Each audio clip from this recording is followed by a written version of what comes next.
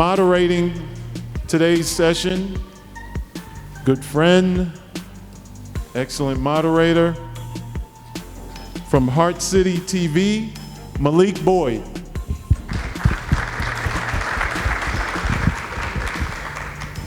Good morning, everybody. How you doing? Good morning.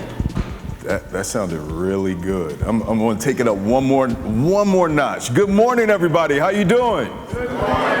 There you go. Listen, I am from Philadelphia. We have our challenges in our city, but I'll tell you, the reason why these seats are empty is because your colleagues made Bourbon Street so much safer yesterday. Never seen it more safe. So I'm excited about being here today and excited to have this esteemed panel with us. Rules for housekeeping. I know you're enjoying your food. Please, let's keep the focus to the stage. The other thing is, if you feel as though you have a question, we have a short time frame. We want to get everything in.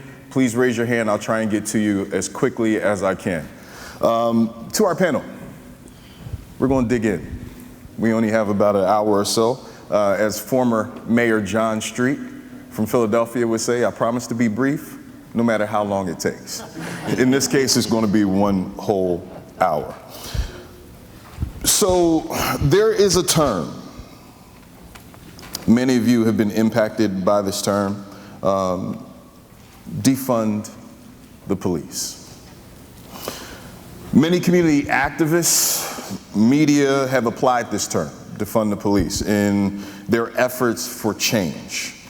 In your opinion, what would be a better term to use? That's the first part of the question.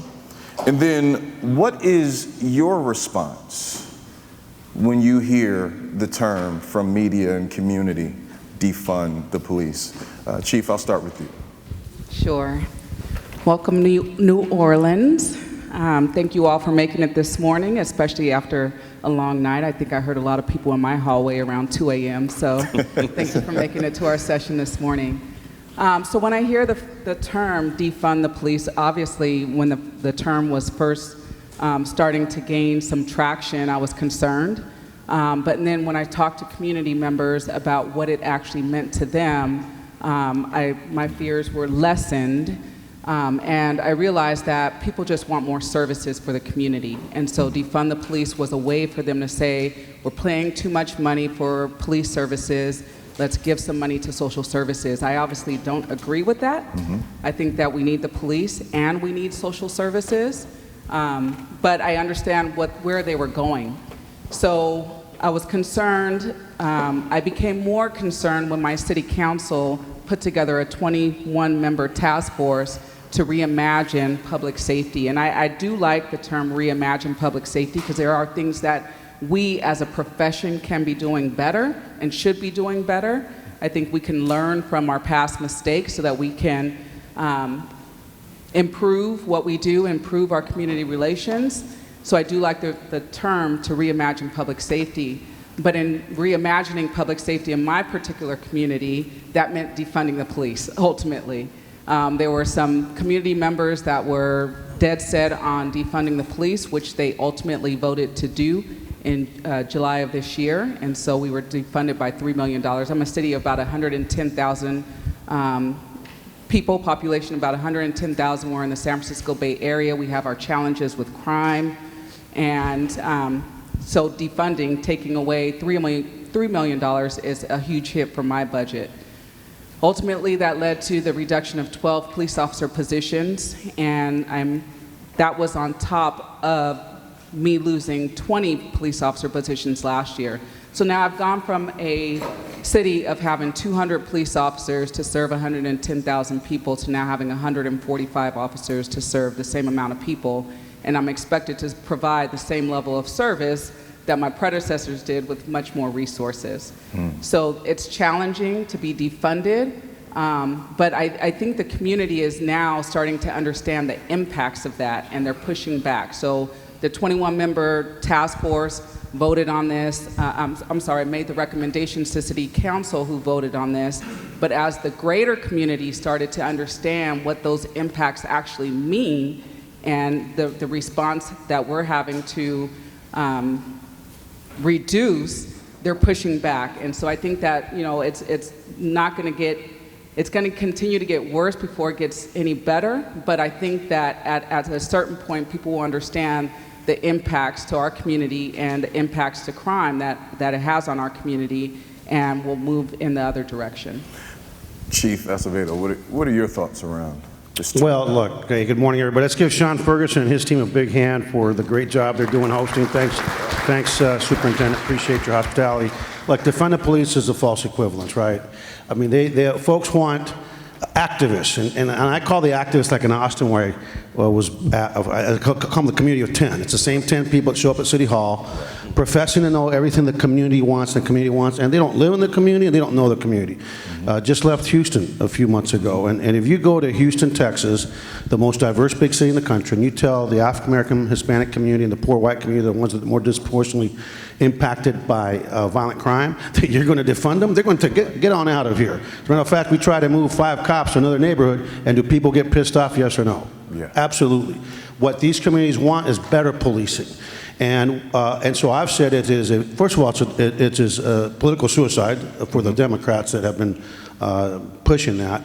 But we've got to reimagine, which is a great term, refocus. But at the end of the day, let's face it, when we take a down look at this, the hypocrisy of some of these politicians. I'm so proud to be now in Miami, where when I got to Austin, we looked for pay. Where's PAL? It didn't exist. So we had to start it. You know how much dollars that progressive city gave us to start PAL? 0. And they've still given 0. We go to Houston. How long has it been since we've had PAL? 18 years in Houston without PAL. And how much money did those progressive politicians give us in Houston for PAL? 0. Then I come to Miami, which is kind of like a center-right, Right. I'm Cuban, so I can make fun of my own people kind of thing. But you know how much they're giving every year to PAL? $500,000. So, defunding the police, reimagining the police takes people having real conversations. And I think that until we start having those real conversations about the real consequences, what COVID has shown the American people is that the Congress, when COVID impacted the entire nation, has printed trillions of dollars. When they can do it for COVID, they could do it for these communities that are being impacted by violent crime. They can have pre-K education, they can have after-school programs, they can have PAL programs, they can invest in good jobs training programs. There's no reason. So again, it's a false equivalence. What communities want, deserve, and richly deserve is better policing, and better policing requires well-trained people, committed people, the best of the best, and that requires dollars. Absolutely. Chief Ferguson, your thoughts? Good morning, everyone, and thank you for keeping Bourbon Street safe for me. I did not receive a call last night, so I appreciate that. I think that term, reimagine public safety, that is the greatest term, I think, or phrase we could use. We actually use that here. As we went through this cycle over the last year, we heard that word defund, and like this, I was somewhat like confused. I mean, what do you mean defund? But here in New Orleans, it did not pick up the traction like it did everywhere else. I mean, we did lose some funding, but that was as a result of this being a tourist city and COVID, being impacted by COVID and not having the tourism that we would normally have over the last year. But reimagining public safety is what we're actually trying to do. Actually, today I will be announcing with our mayor an alternative police dispatch response, meaning that we would actually, instead of law enforcement, instead of my department responding to mental illness calls, we have a team of civilians or medical professionals, and we're going to be running a pilot program in one of our districts just to see, and this is what we're talking about when we're talking about reimagining public safety, looking at how we can respond to things differently. So take police out of that so that we can focus on what is important, which is violent crime right now. Also, some of our quality of life issues in which we get the calls, I'm sure you've probably seen it throughout the quarters, kids beating on buckets and things of that nature. We get those calls all of the time. Does that require a police response? And what are we telling the kids when police are engaging them with that? So we put together a quality of life team to respond to those various types of calls. But that is how we are looking at when you say defund the police. But we have been very fortunate to have a community that does support law enforcement here in New Orleans. We have not had any cutbacks with regards to funding here in New Orleans as a result of defunding the police again. But again, we have to look at those services, and I think Art said it well. You know, we need better police services, meaning better recruitment, better training, making sure that we're putting the best of the best on the streets to provide that level of service that our communities deserve at the end of the day. Yeah. Law enforcement and the community must be in the same room together, having the there must be a commitment from leaders like the three up here who are very committed in doing this, to have those conversations in the same room and in a safe place. If that's done, that's the first step, but if it's only discussion, with no action, then we're gonna be caught up in the cycle that we've been caught up for decades, if not centuries. So the commitment has to be to first have the conversation with everybody in the same room. Nothing is out of bounds. Everything is safe. And the second commitment is that there has to be action after that.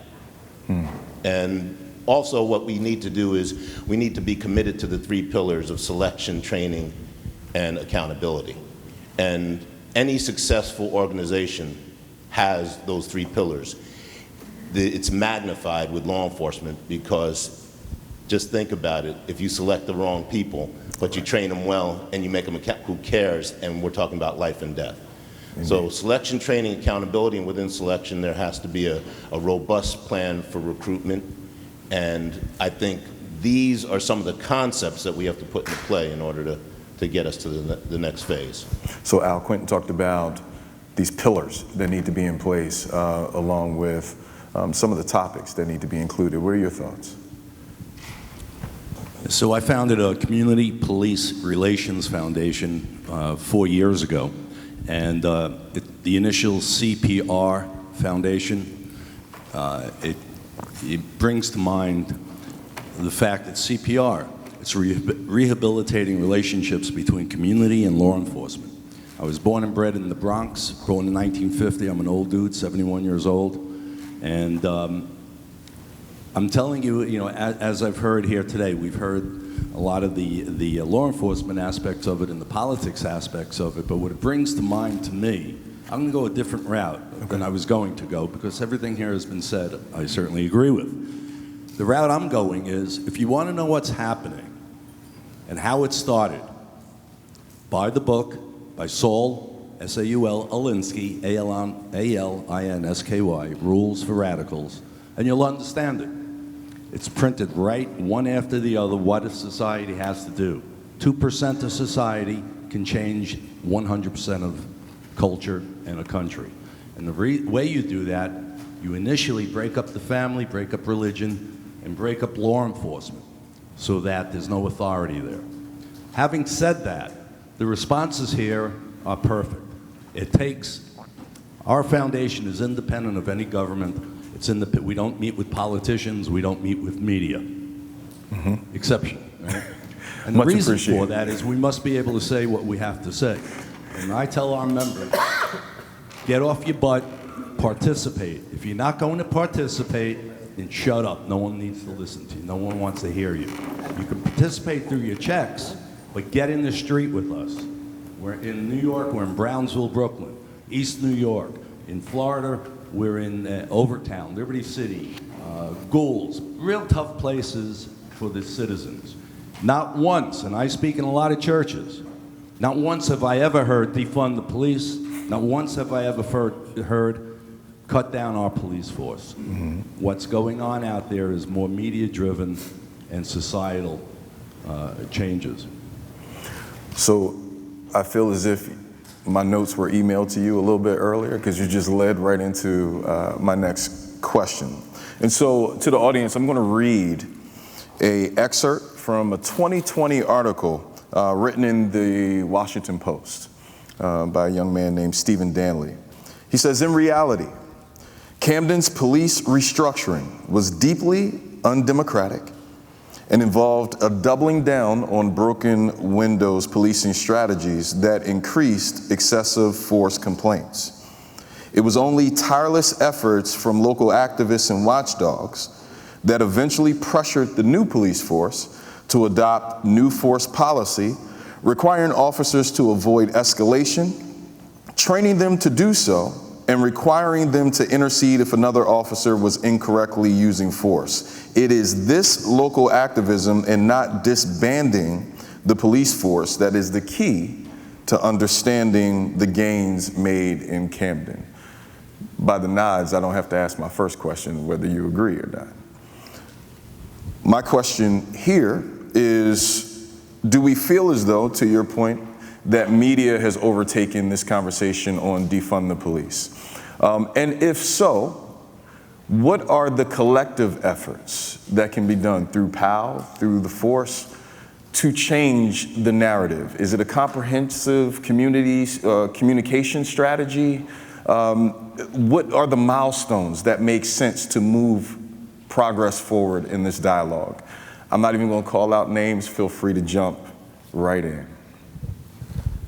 I'll start with what is going on in New Orleans. So absolutely, it's media-driven, defund the police, as well as the negative narratives of law enforcement in its entirety. You know, every week I'm doing a press conference and I'm asked about the negative side of things when there's so many positive stories. So we find ourselves on a daily basis with the challenges of trying to message in a positive way and hope that it will pick up some sort of tracking to actually shine some positive light on policing or law enforcement in its entirety. But a couple of times I had to pull the media behind closed doors and just kind of more or less give them the riot act. And I understand it is about their ratings, but they need to understand, which I'm sure they do, the power that they have in what they are messaging. But I had to make sure that they understood the impact that messaging has on not just the community, but this profession. I mean, last year I've lost 96 officers in the entire year 2020. Wow. As of today, I lost 93. Wow. So that that separation has picked up. We almost, we're going to possibly double that, but double what we did last year. But we had to have that difficult conversation to ensure that they know what we are seeing and how it impacts law enforcement that ultimately impacts the communities in which we serve. Wow, great points. Al. So our foundation goes into all these communities. I did 14 events in 9 days. In Brownsville, Brooklyn, as an example, we had, I'd say 1,400 people turn out. We had law enforcement officers playing tug of war, soccer, throwing the football, everything you can imagine. We had food, we had music. It was a great day. I said 14 events in 9 days, not once has media shown up because it was too positive for the narrative. So again, I say people, grassroots, have to push other people to show up. When I was a kid growing up, and I'll say this, in 1950s, 1960s, you all weren't the officers we saw. Look at the diversity in this room. Look at just this one room. It's not a true narrative. So we have to push media to attend. How do you do that? You demand it.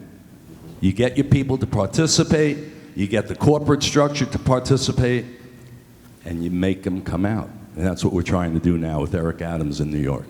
Absolutely. Chief?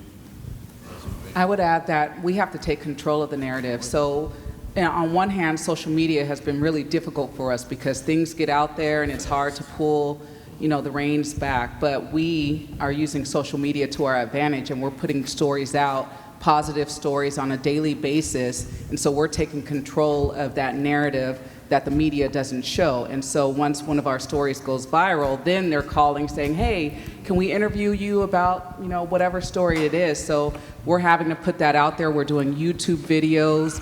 But we as law enforcement leaders play a big part in that, in strategizing and putting our stories out there.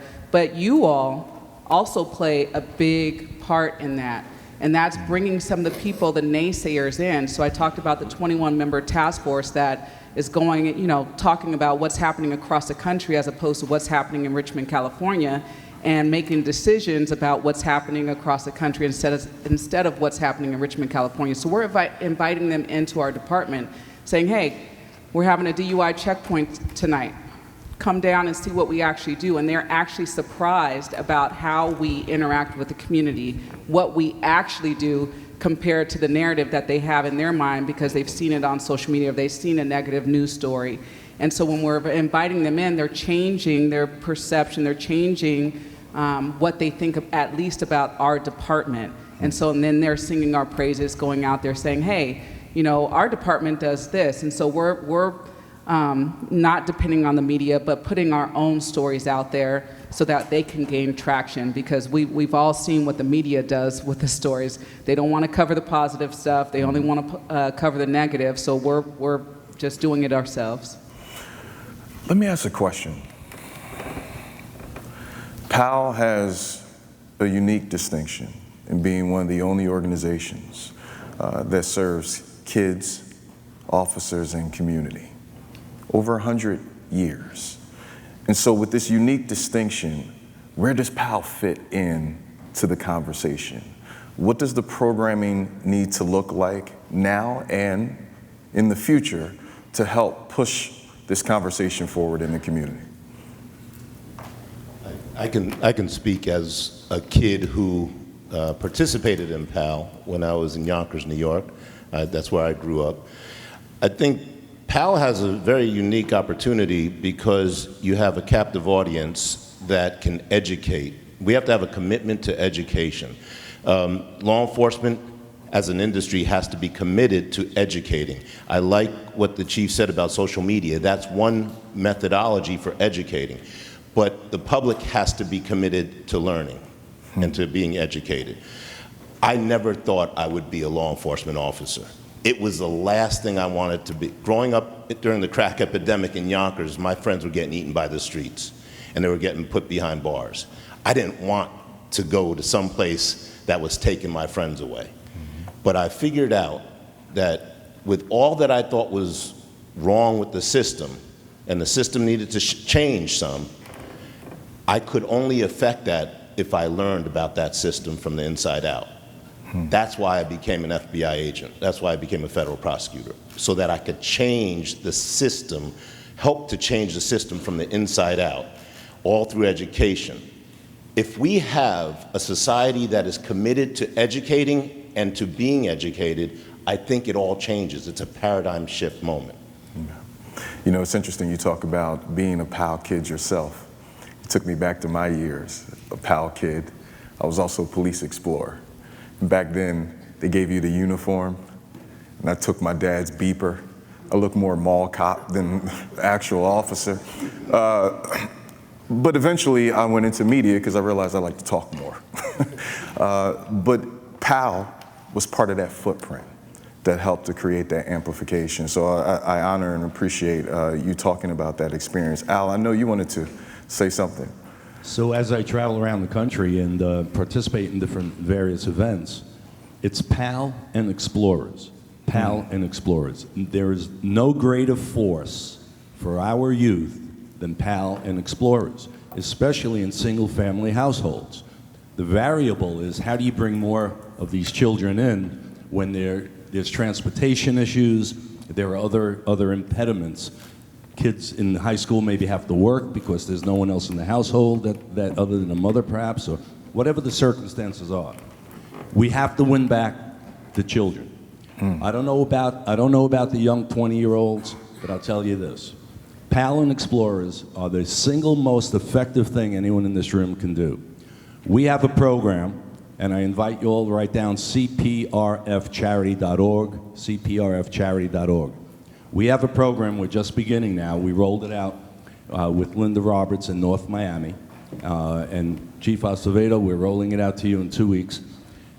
Giving away free smartphones with cell service and then free tablets with Wi-Fi.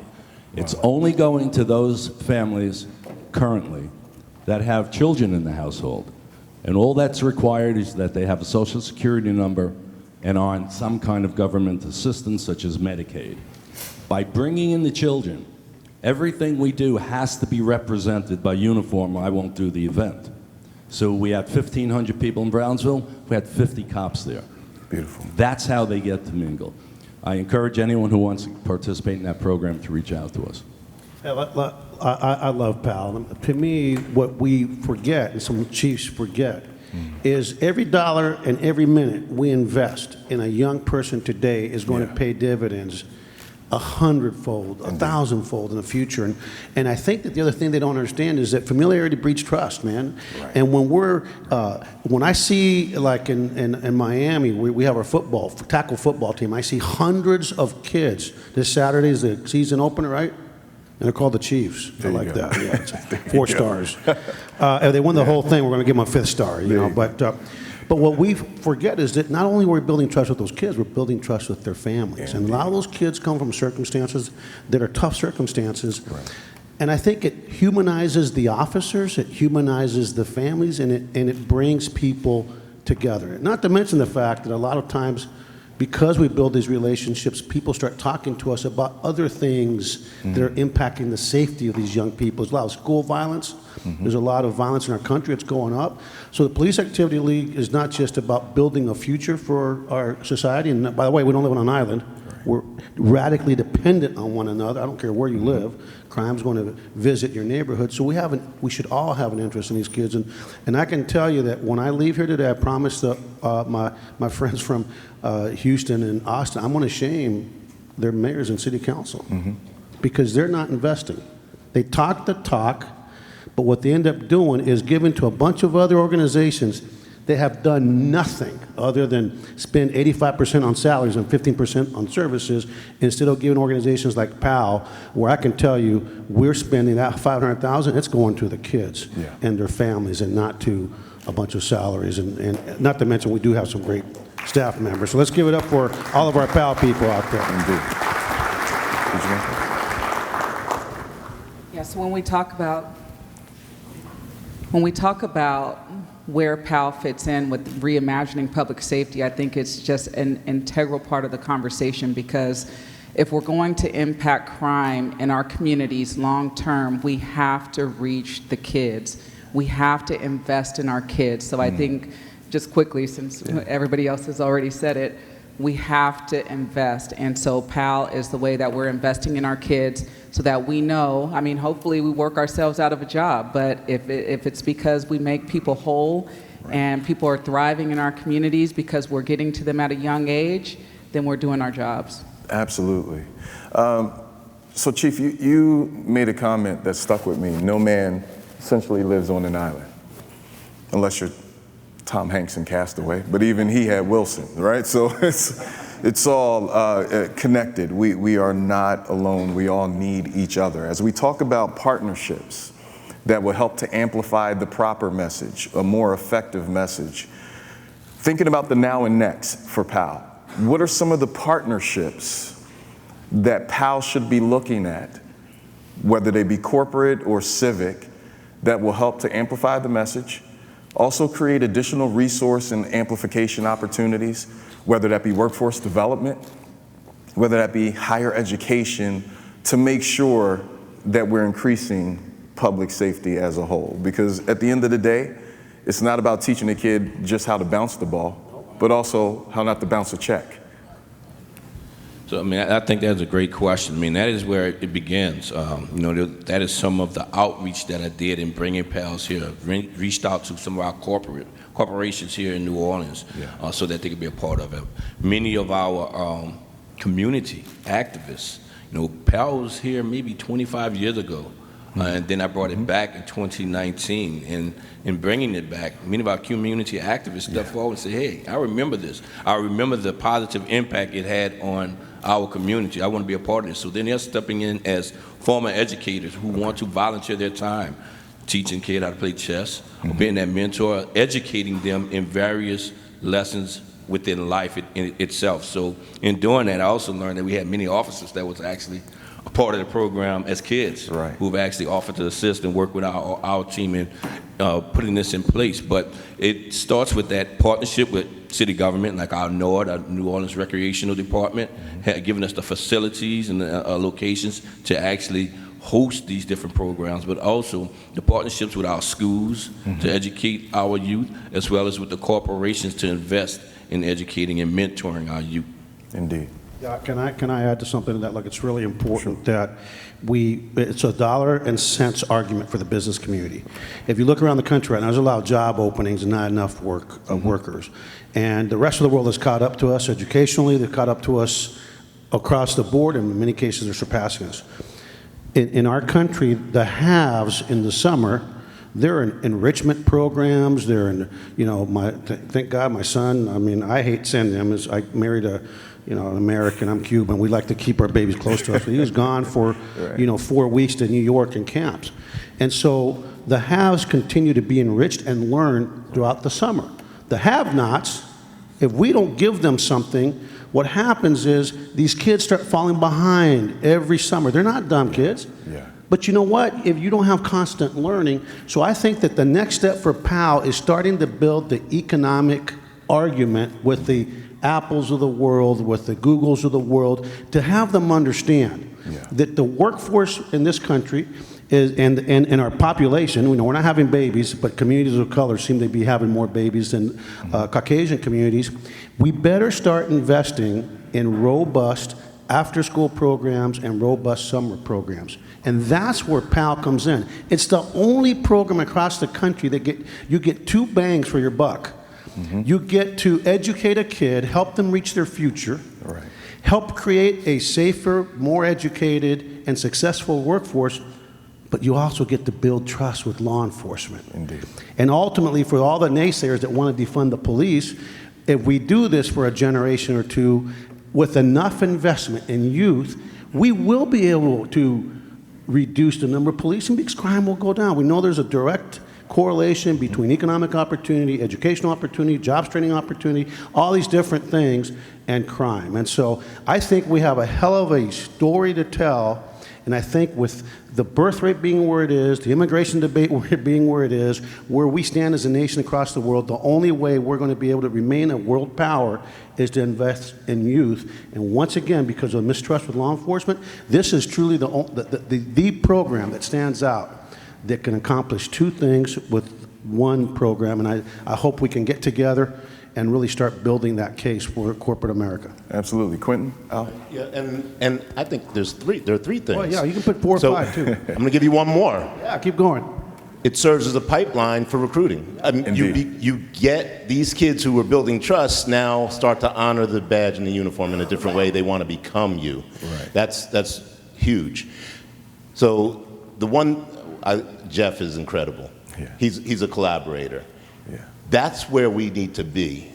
Not-for-profits historically are very siloed. They want, because it's all about, I have to keep my money, don't want to share my money. We have to be more collaborative so that we don't reinvent the wheel. Mm-hmm. There are things that PAL does with its audiences that my not-for-profit doesn't do. We don't have the large captive audience that PAL has, but we educate society, including Art Acevedo's Miami Police Department. Yeah. These are the kinds of collaborations when we could bring PAL in, because Chief Acevedo already works with PAL, we work with PAL. Why don't we do it together instead of being siloed? If the not-for-profit community took that tact and decided we're going to be more collaborative, get out of our silos, I think we would accelerate this whole plan. Mm-hmm. So this is a great conversation. With a great leader like Jeff, I think PAL has a wonderful future because it's going to be about collaboration and partnership. I want to say this, and then Al, I'll come over to you. So I have the distinct pleasure of also serving as Director of Live Events for the Harlem Globetrotters. In Atlanta, and I'll give honor to Jeff Hood because I called him in 72 hours and said, Jeff, I have 450 seats. How do we put children in the community who would never get a chance to be in the stadium in State Farm Arena to see the Harlem Globetrotters? In 72 hours. I don't know what whip he cracked, but hundreds of kids who were connected to PAL came in. And it's not just seeing the game, but then how do we create these unique collaborations with organizations that we might not have thought as a partner to begin to talk about wellness, economic development, and enrichment for our youth. And so I honor you, Jeff, publicly for your leadership and your great work. Al, your thoughts? I'll go in a different direction, as I guess I keep doing around here. Al, this is the third time. So I remember as a kid, in junior high school, there was a particular math class I didn't want to take. And they said, well, if you either take the math class or you go into a woodworking shop. We gave up on our vocational programs in this country. Yeah. I'd like to see them come back. Why? Yeah. I'm asked to donate a lot of money to a lot of scholarships. Sure. Police POAT in Miami is an example. I said, fine, I'm happy to contribute. I came to you about what can I do, but I'm not contributing to the scholarship programs that you have. Mm-hmm. It's academically based, it's behaviorally based. I want to reach the kid that's junior high school or middle school and high school, that has to work after school, that has to take care of siblings after school, that can't get to a job, to the academic level that you're supporting. Give me the C student, the D student. Let's put him in a woodworking shop. Let's train him for vocational skills, plumbing, electrician, air conditioning. Stop with only looking at the academic student. And I'm very, very fervent about that. So make some noise. Let's get some vocational programs in there, and let's stop only giving to the academically gifted. Again, I guess I have a lot of passion. No, indeed. It's beautiful. Absolutely. Plumbers make $250,000 a year now, too, so they get paid. That's true. That's true. Chief? So I think that we should look at going another direction too, and it's looking at the kids that are getting into trouble. And what we've done recently is created a diversion program. Well, we created a diversion program a couple years ago as a pilot, and more recently with PAL, it's through PAL, and we've partnered with another nonprofit as well as that's funded by Microsoft to fund some of the positions for our diversion program. And so we're looking at kids who we get reports, they've been in fights, low-level crime, stealing and stuff like that. And now we have a diversion program at PAL where we're getting them back on the right track. And we're doing it in partnership with PAL so that they're getting that other side of law enforcement, not just the officer that arrested them, but an officer that really cares and is trying to get them on the right path so that they don't enter our criminal justice system. We have to figure out ways to keep kids out of our criminal justice system because we know, and I think we can all agree, that there are challenges with our criminal justice system. And once a kid enters, it's hard for them to get out. So we've created a program where we've partnership with the DA's office, and we said, look, these crimes, if a kid is arrested for it and they fit this criteria, let's send them into our diversion program and let's get them on the right path so that they don't have a criminal record. And so I think that historically, from my perspective, PAL has focused on the young kids, raising them up, sports programs, all these great programs, but we also have to bring in those kids that have those challenges that we have seen on the other side and get them on the right path also. Absolutely. I'm going to bring in a hot rock topic. Jeff, do we actually have the footage for the college? Okay. All right. So for those who may not be aware, Davidson College in North Carolina, are you familiar with this story? All right. I'll bring everybody up to speed. Davidson College will now offer a new course this fall. The concept and the title is Abolish the Police. This is a college, university, okay? This Black Studies course, as they have deemed it, will explore the specific relationship between blackness, I still have not figured out what that is, and I am black, and policing in the US from a philosophical perspective. It's tough to read this, but I need everyone to hear this. We will enlist black political and feminist theories and social and political philosophies to critically examine and think through issues of race, criminalization, incarceration, police militarization, predictive policing, surveillance, and domestic security. That's a college course. So as we talk about organizations, partnerships, relationships, and then also this ability to have free speech, if there was a message that you could give, not just to a Davidson College, but to those organizations, universities, and institutions that have profound impact on the brain trust of our future leaders, what would the message be? Be accurate. When I hear something like that, I know that title is done to get the reaction that you're giving it. Yeah. But within it, substantively, they just need to be accurate. What are the police doing now? I don't even use the word policing anymore, because our law enforcement officers, they serve.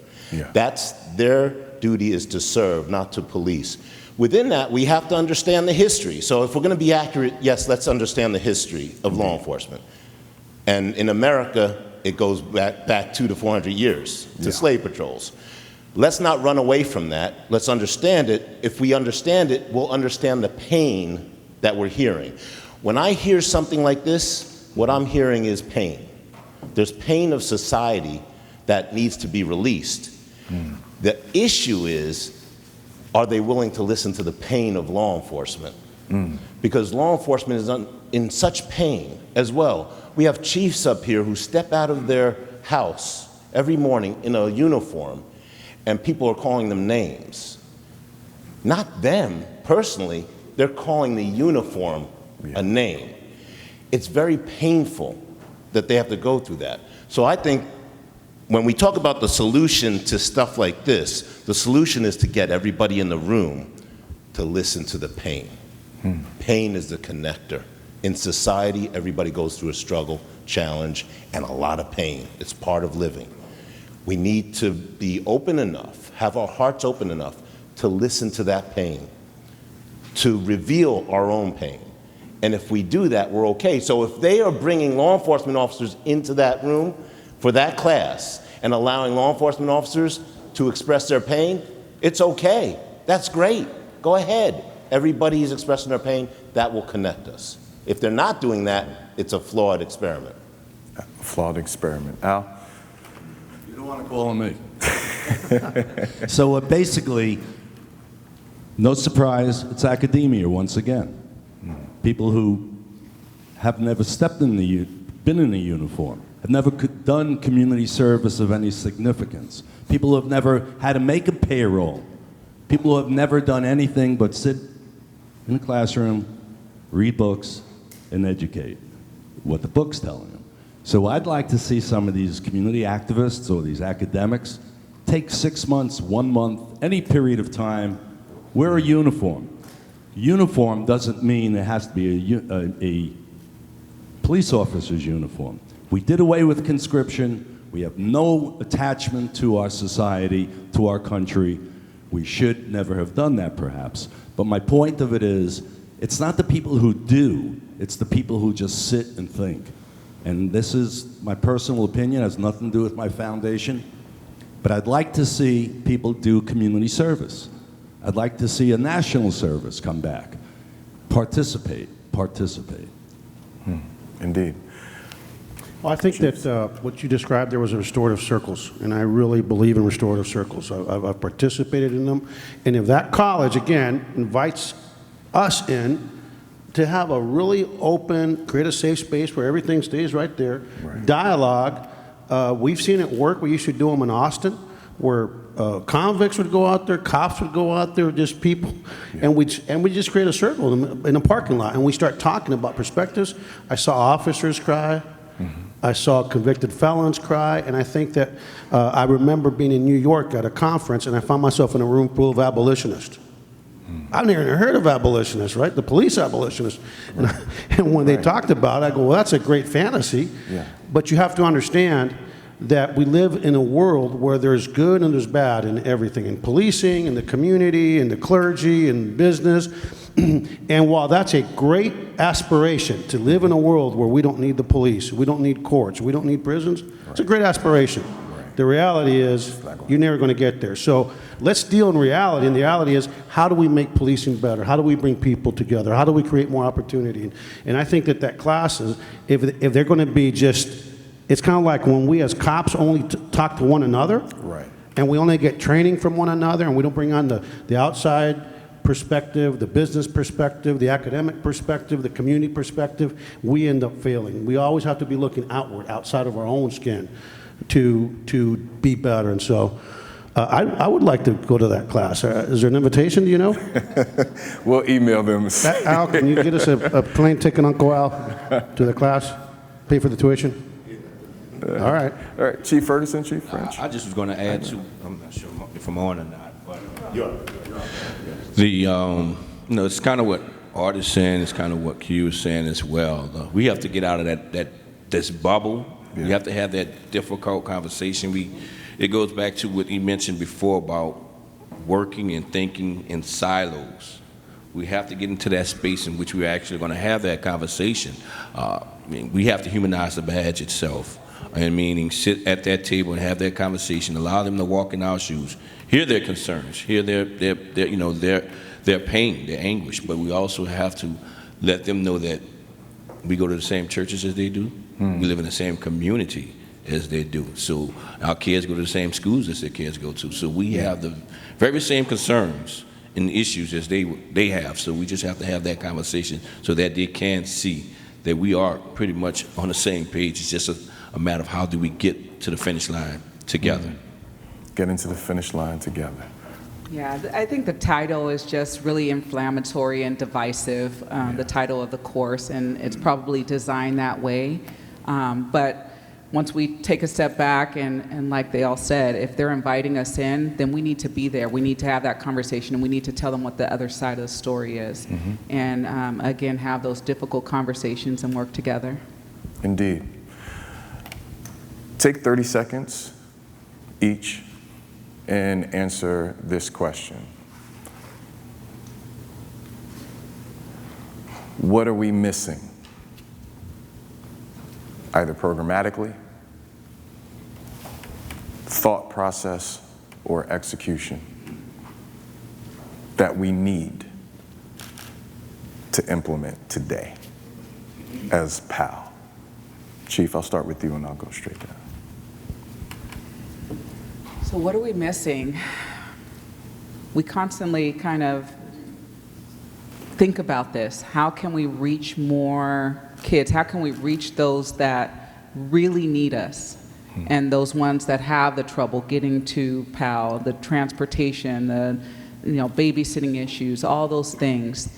And we have to figure out a way to get to those because those are the people that are most at risk. And so we have to figure out a way to penetrate and get to the kids that need us the most. Chief, what are we missing? What are the opportunities? Well, look, I think that we're missing political leadership in terms of the elected officials across this country. They only care about their next election. They only care about their bases. They're out of touch bases, I might add. They hate each other. And they don't understand they only have one thing. They have one thing in common. They're extreme, left and right. And I think that what we need is we need more capacity, and the only way that we're going to build that capacity is to have people have tough conversations in society. One, to be empathetic to others, and three, for PAL, we have to do a better job of telling our stories, not just to the community, not just to the business community, but to the police officers and employees of police departments. We need to start bringing them in, because let me tell you what I love about the PAL officers. You all are just fantastic people, man. You really get it. You love kids, you love the community, and you understand that what you're doing is planting seeds of trust, seeds of hope, and hopefully seeds of success. But the problem is we've got to get other folks that we build capacity by spreading your mindset to your beat partners, by spreading your mindset to your stations, by spreading your mindset so we can have that PAL officer mindset with every contact we make. Because in relational policing, I talk about every contact is the beginning of a relationship.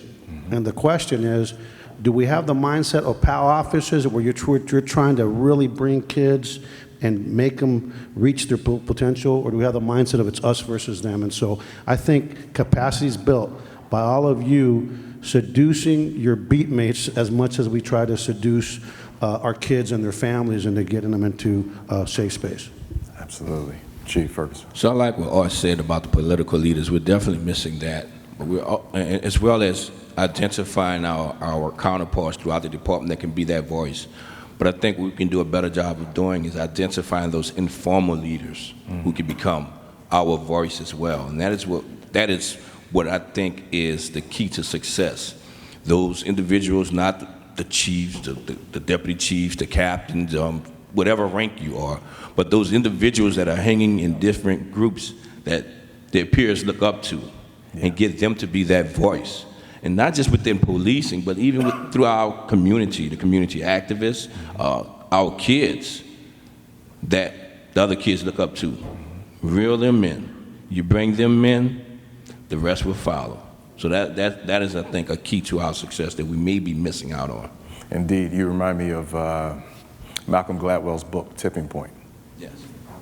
When he talked about, it was Paul Revere, but there was another guy. One guy's knocking on every door. Yeah. Paul went to the right doors, the ones that individuals had the respect of the community. Excellent points that the chiefs are making. I think it all comes down to, this is a human issue. We're human beings. And so how are we going to commit to relating to human beings? I got into this arena because I wanted to save my son's life. He's 8 now. My son and my daughter, I wanted to save their lives. That's the only reason I was doing this.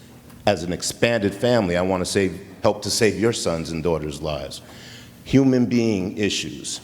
A friend of mine told me that this is about even higher level than sympathy and empathy. This is about compassion.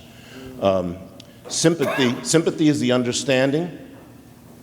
Empathy is being able to put yourself in somebody else's shoes. Compassion is taking action about the situation, the circumstances. We need to get to a point where we're not just discussing, where we are taking action. I think PAL is doing that. And with great collaboration, that action will be heightened, it will be taken to another level. Indeed. Human being issue. It's interesting you bring that up. So the title of my show is Heart City. The reason why we said Heart City is because we believe all these issues are matters of the heart. You cannot legislate the change in the heart. And so when you talk about that level of change, it has to be comprehensive, it has to have that compassion, but then it also has to be connective. It has to connect the dots. Those are great points, Q. Heart, souls, and spirits. There you That's go. what this is about. There you go. You sound like a preacher over there. Al? Me again. So you've seen the chiefs and law enforcement up here. You're in law enforcement. You know what you have back home. I think that those law enforcement supervisors, managers, chiefs that are no longer. I think you are awake. I think we've all learned. I think all these chiefs across the country have the right answers. You've heard it here right now. So what's the problem? What are we missing? Certainly not PAL and Explorers. They're brilliant. What we're missing is the dangers inherent to wokeism and cancel culture. Because you can be as compassionate as you want, speak as eloquently as you want.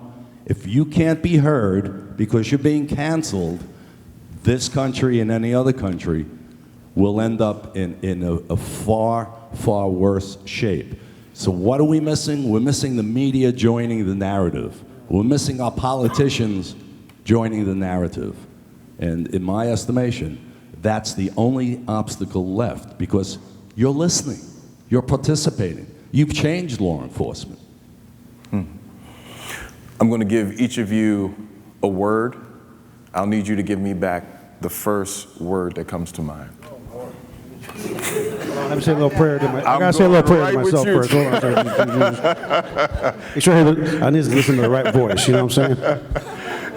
I'll save you a little bit. I'll start with Al. So Al, I'll start with you and go down.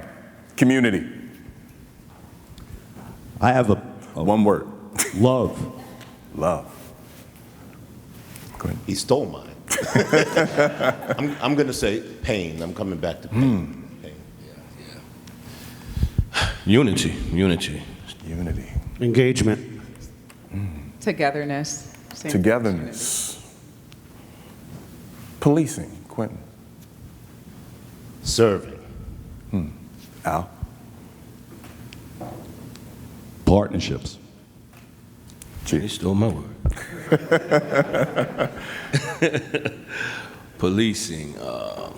You said one word, though. One. Positiveness. Positive. Positivity. Miami. No, I'm kidding. Police. Safety.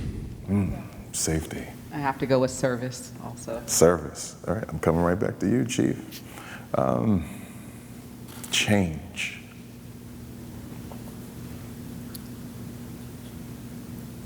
Hope. Hope. Needed. Needed. Indeed. Chief. Future. Hearts. Necessity. Necessity. Chief Ferguson, I'll start with you. This is the final one. POW. I say love. Love. Quinton. Opportunity. Chief Bisa. Well, he stole mine too. The first word was love. Okay, all right. We'll double up on love. Hey, man, you know what? Bright minds think the same. Love, baby. It's all about love. I'll spell it L-U-V. There you go. There you go. Al. What was the word? The question? POW. No, I'm joking. I got to tell you, love. Love. I think that's the most fitting way to end that session. I want to open up really quickly. We have all of 4 minutes for any questions. All of 4 minutes. Any questions from the audience? Ooh, all these hands raised.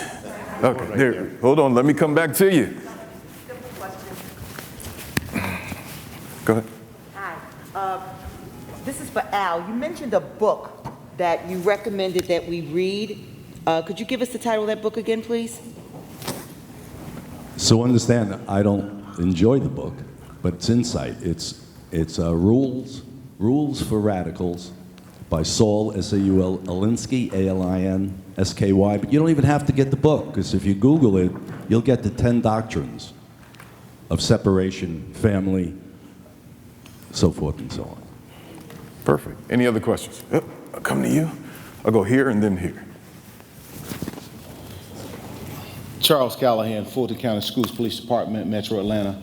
Mr. Al, you mentioned earlier in regards to a population of students that really is in great need of mentorship, that being those C and D students. Working as a school-based police officer, I encounter a lot of students actually at the high school, I'm at the high school level, that fit that criteria that you just spoke of. And many of those students eventually either being out of school, suspended, or OSS, eventually phase out of the school setting and into the community, and you guys and gals and traditional law enforcement end up having to deal with them. How can we bring those kids into the fold before they actually get out there? What ideas, strategies, innovative ways could we actually bring those kids back into the fold and give them support? I've got to believe the answer is so simple that we're missing it. It's simply get your legislators and your Board of Education to do programs that address what those children need. And they're not children, they're men, let's face it. Kids in high school today are men. They need something that they could look forward to as a career. It's not going to be the academic, the programming and all that. It's the vocational. And as we heard, plumbers make a great living. Now, beyond that, I have to believe everybody in this room can get 10 people from their community hierarchy of business to back you up on this, to participate with you. It doesn't take much. I started with one other guy 3.5 years ago. We now have 76 very high-end people that are making this all happen. So the answer to you is give these kids, young men, young women, vocational programs. It's a simple solution. And I have to go one other place. Teach them not to have babies out of wedlock. Good question. Your question? Officer Mel Brown with the Forest Heights PD. Chief, you said that your budget was cut about $3 million. Now, say if they refund that $3 million to you, how would you adjust that $3 million, knowing that you have to go in with a community approach? So we've always had a community approach, at least for the last 15 years. At this point, I'm bleeding officers. I need officers just to respond to our calls for service and to be able to investigate crime. So I would love to be able to build some of our programs back up, like our SRO program, our violent crime program, or our violent crime team, where they're focusing on the people that are actively engaged in gun violence. All of those teams we've had to disband just to focus on responding to our calls for service. So I need officers back. So this is my recruiting. We are hiring Richmond, California. We're in the San Francisco Bay Area. So if you're interested, please apply. Wonderful, wonderful. Now, I go to a Black Baptist church. And no matter how long praise and worship is, when the senior pastor comes out, we got to shift. All right, so our senior pastor, Jeff Hood, has us at a hard stop. And so here's the thing. I encourage each of you who still have questions to communicate with this panel, this amazing panel. First, let's give them all a standing ovation and a round of applause. Wait a minute. I was not happy when I was talking to Al yesterday, and I said, man, what's up with Jeff Hood? I came all the way to New Orleans. There's 5 people on that panel. I might be able to get my name out. You, Malik, did a phenomenal job. Yes, That's probably one of the best jobs I've seen. Thank you. Let's give Malik a big standing hand, man. Thank you. Thank you. Thank you. Thank you.